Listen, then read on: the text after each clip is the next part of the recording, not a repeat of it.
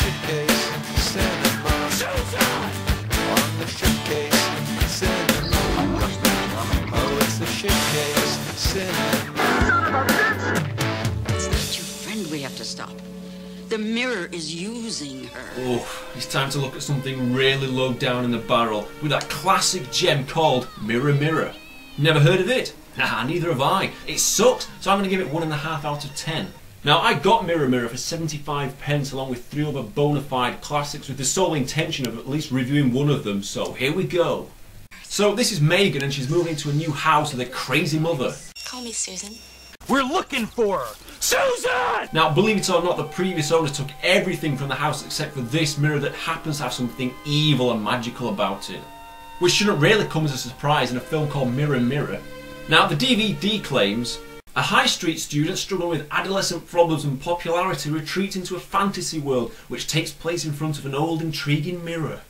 Well, at once, shouldn't that say high school student, not high street student? And she doesn't retreat into a fantasy world at any point throughout the film. Well, whatever. So let's see Megan struggling with adolescent problems and popularity. Yeah, I'd just say that she's extremely blind and abnormally clumsy, but whatever. So naturally, one kind-hearted person goes after Megan and they become best friends. My name's Nikki Chandler. Hi. Hi. I brought your things. Thanks. Sure. Now, does anybody else agree with me in saying that she looks exactly like a young Winona Ryder? She's even going for a similar look from a film called Heathers or Beetlejuice even. Yes please. So a few dodgy things happen, such as the pet dog having a piss on the mirror so the dog dies, and then the crazy mother puts a dead dog on the kitchen counter. She's proper mental. And then other stupid stuff happens, like Megan having dreams about her dead father. Ooh, scary shit indeed. Now this film has a lot of boring scenes, but I just find this particular one here just so bloody funny and random that it needs mentioning. Yes. Hello. I'm from the Happy Valley Pet Cemetery. So a random guy from a pet cemetery turns up to take the dead dog away, and Crazy Susan invites him to stay for dinner. This is Mr. Veazey. I've invited him to dinner. Seriously, it's the most awkward dinner scene ever, except maybe that dinner scene in Texas Chainsaw Massacre. Plus it keeps playing the most annoying fucking jingle all the time.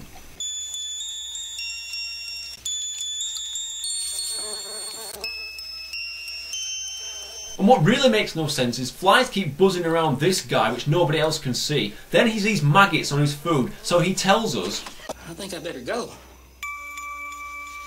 I must be having flashbacks again. I was in Vietnam, you know. What? What a totally pointless character in a stupid, pointless scene. It's one of many throughout Mirror Mirror. I can understand. So at school the next day, Megan is struggling with adolescent problems and popularity when she's picked last for the swimming team. I always feel bad for people who are picked last in sports teams like this, because it means that those people are complete bollocks. Yeah. Either that or they just struggle with adolescent problems and popularity. Oh yeah, that's the one. So Megan's problems continue when people laugh at her, but it's done in this really lame slow motion effect. Just check this out.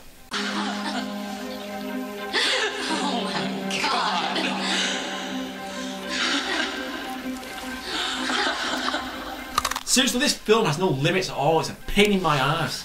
So Megan makes this girl's nose bleed. Ooh, the mirror must be connected to her somehow, how mystifying and amazing. It's not really. Now, Megan's friends don't believe her when she tells them that she can control things. Why don't we try it out? Why don't you try to make something happen right now? Like turning yourself into a normal person. That'd be good, wouldn't it? Nice to have friends. Now here's another priceless scene. Now Megan is shown from the POV of the mirror, yeah, POV of the frigging mirror. Chews some bubble gum, puts it on the mirror, then puts it back in her mouth and spits it out, probably because it had dust on it, I don't know. I mean, what were you thinking, you silly cow? What an amazing, breathtaking scene. Don't you just love it? So back at school again, you know, that place where Megan struggles with adolescence, well, you know, all that bullshit, but whatever. Well, instead of concentrating on her test papers, she starts drawing a circle, which naturally means that the poor old hard-ass geeky teacher has a heart attack. Okay, it's a bit random. But it's not as random as this, however, when Megan sees blood dripping down her mirror, so she rubs her hands and face in it. Oh yeah, she's definitely that crazy bitch's daughter. What would possess you to do this? I mean, seriously, what on earth is happening in this film? Nothing much gets explained with any real clarity, especially the ending, but we'll get to that later on. But I mean, if you were walking past a mirror and you saw strange ectoplasmic goo dripping down it, would you lick it and start rubbing your hands and face in it? Of course you would.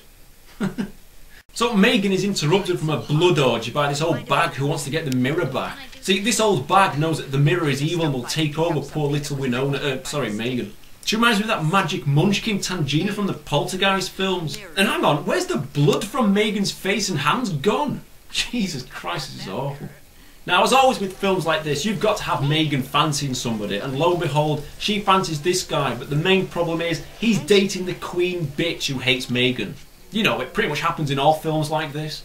But believe it or not, the guy suddenly wants to dance with Megan and he wants to be with her.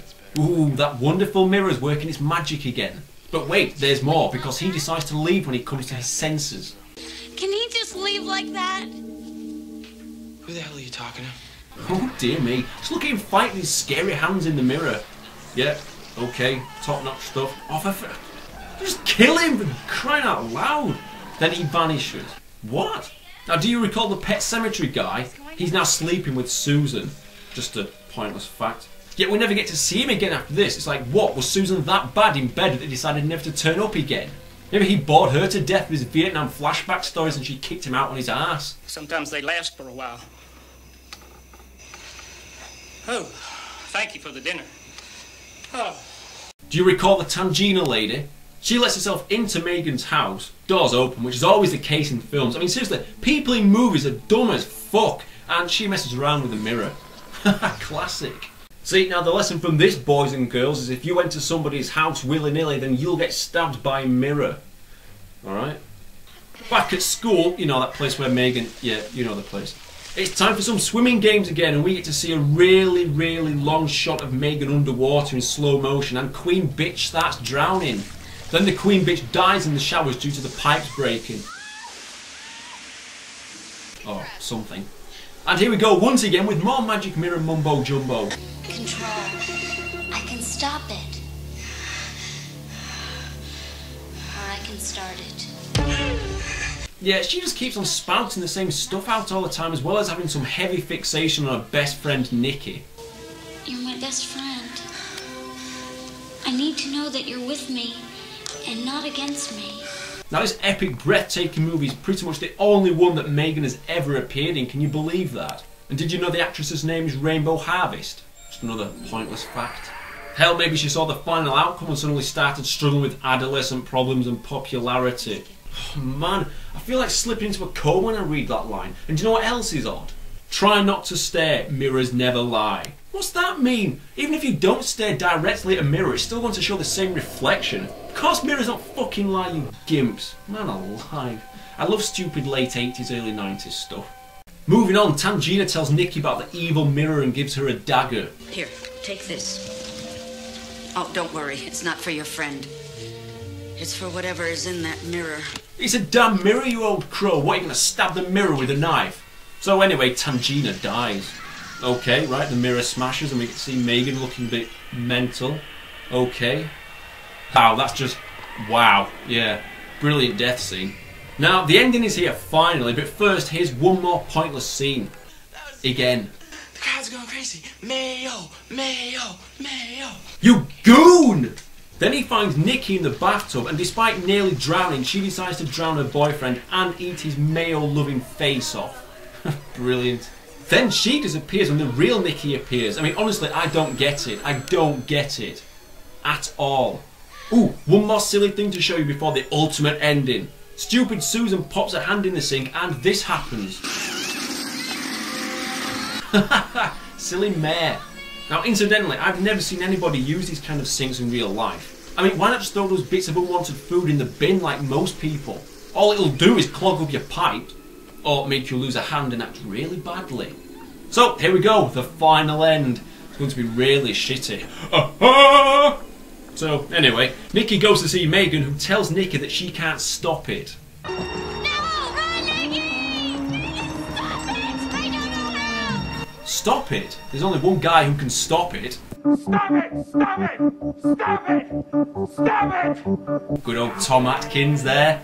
So a huge turbine is switched on to blow shit around the house. They run away. Megan goes back to her room. She's there 1 second and gone the next. Turns out she's actually been stabbed and killed. Ooh, magic mirror. Nikki says this. I want everything back to the way it was. Then she's in different clothes back in time to match an opening confusing scene. So what, are they linked in time or something to these two goons? Then a monster pops its head through the mirror, looks like a right dickhead, roars and goes back inside the mirror. And then Nikki covers it up with a cloth. Okay, super stuff, I'm sure you'll agree there. 1.5 out of 10.